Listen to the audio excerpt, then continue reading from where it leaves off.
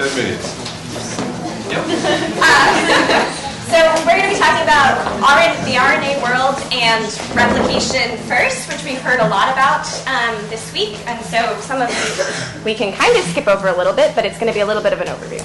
So I'll skip over the introduction. And just to recap for all of the non-biologists, we talked about the central dogma in biochemistry, which is basically that DNA, RNA, and proteins are interconnected, where the DNA has the genetic information, RNA allows for transcription, and proteins provide catalysis. But in early life, we want simplification. It's unlikely that all three would have evolved together. And one of these molecules act on its own. DNA is not catalytic, and proteins don't contain genetic information. So RNA is sort of the one we might want to talk about. Okay, I'm going to talk about replication. So the DNA replication is a process of producing two identical replicas from a DNA original molecule. So the process begins with the unzipping of the DNA original molecule as the hydrogen bonds between the base pairs are broken. Once exposed, the sequences of bases serve as a template to guide the insertion of the complementary nucleotides.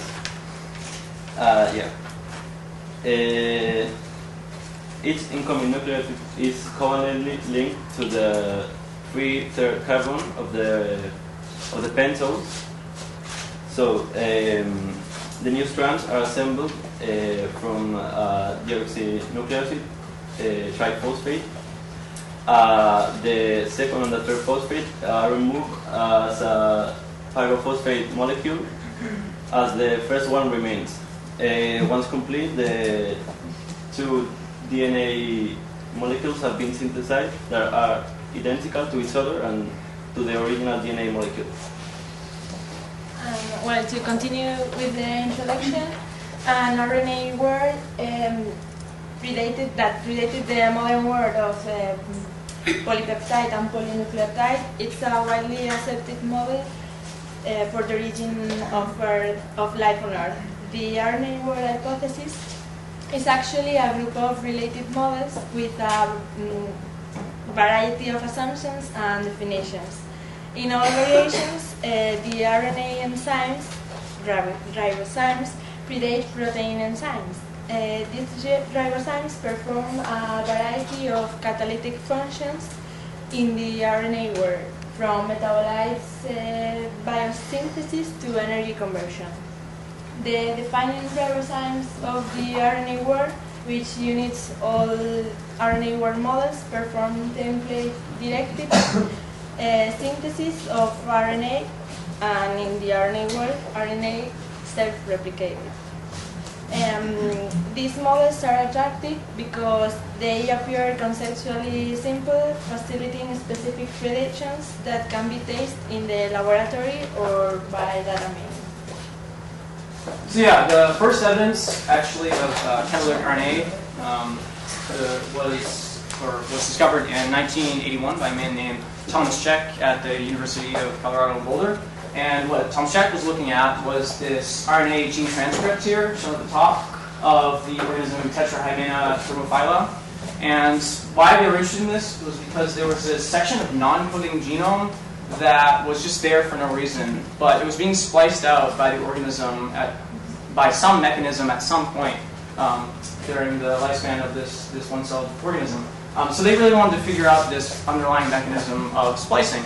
So what they ended up doing was they amplified the genome inside the organism, and then they cut out smaller sections of representative genome so that they could deal with it easier. And they had known at this time that guanosine and mono and divalent cations were necessary for splicing, so they made a master mix of this, and they incubated it with their gene transcripts, and what they found was this very typical splicing pattern shown here of these bands, and this is a recurring thing that they see. So now, after they extracted their genome and subjected it to the splicing, they thought that there was some sort of protein in there, because at the time proteins were believed to be only catalytic molecules.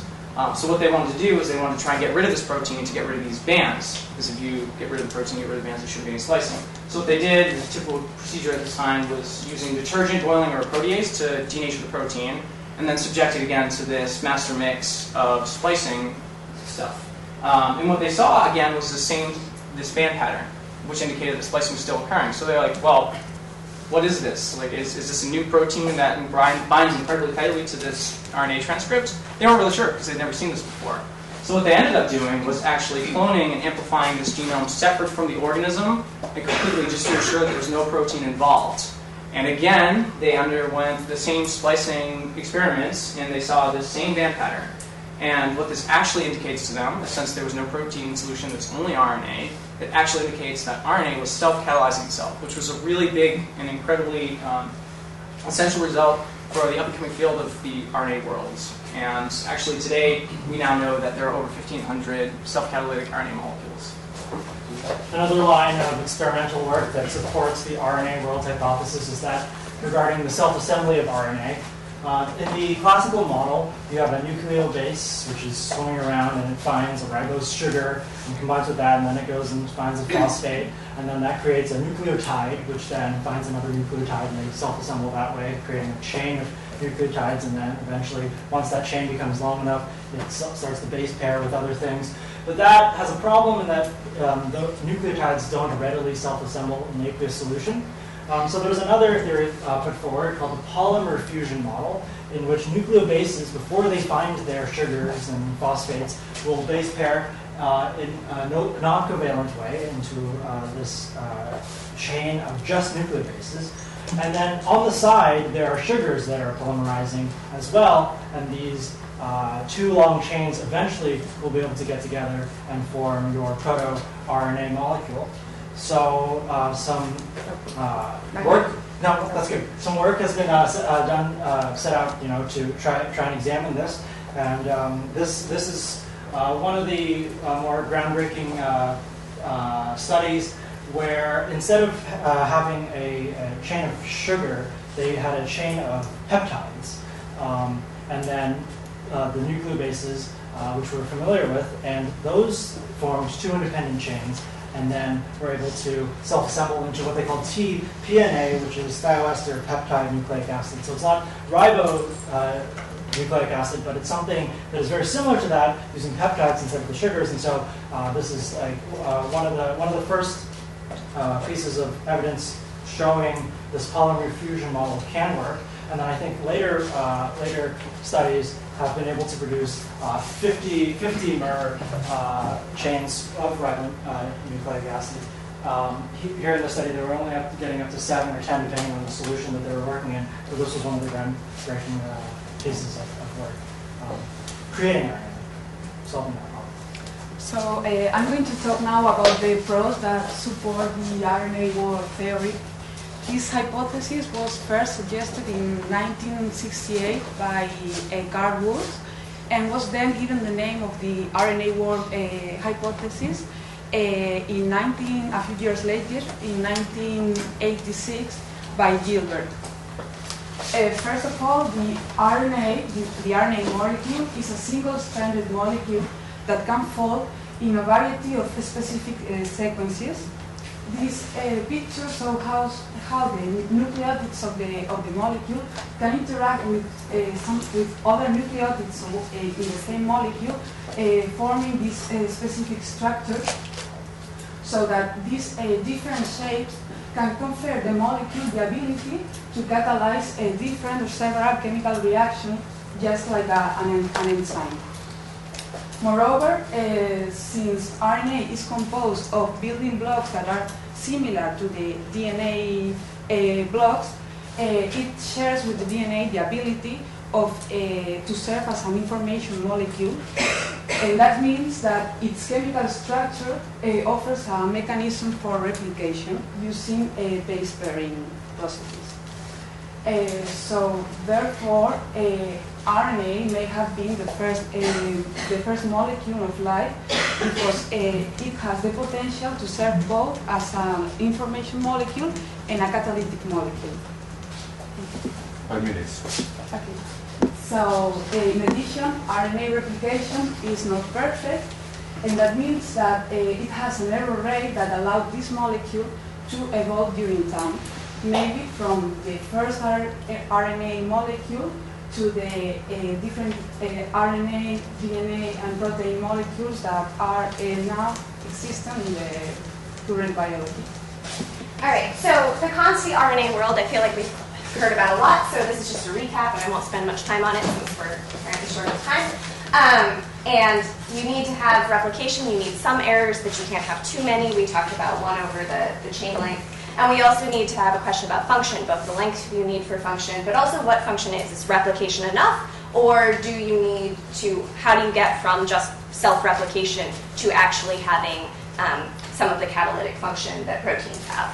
One of the other cons that I think is really interesting is the sort of evolution of the ribozyme and why we don't see evidence of the ribozyme acting catalytically in other ways. And so if we transitioned almost fully from an RNA world to a DNA world, why did our ribozyme in the ribosome not change? And it's just an interesting thing where that did not change to DNA, but everywhere else, the ribozymes, if they were catalytic, seem to have disappeared. And so why is there the disconnect maybe in that evolution? But well, why do we need the RNA world?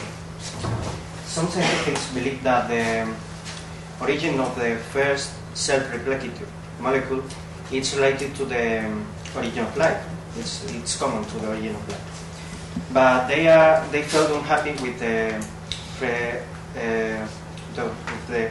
synthesis of RNA in a prebiotic system. So we need another system that can overcome the problems of the synthesis of prebiotic RNA, and that has the same function of the RNA. And we have summarized the challenges.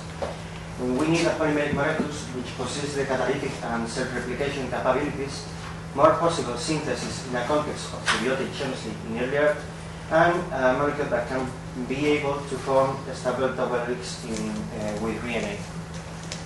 So we have 3 suitable candidates, and all we can be synthesized and has different sugar in terms of conformation, and they try to solve the problems with synthesis in a prebiotic environment. The first one is pRNA. It has a sugar, 6-member pyrannosyl ribose, playing the role of the ribose in RNA, and is the most probable form of this kind of sugar in an aqueous system.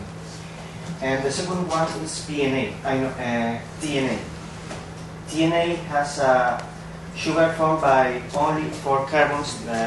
It makes more the synthesis more probable in a prebiotic system.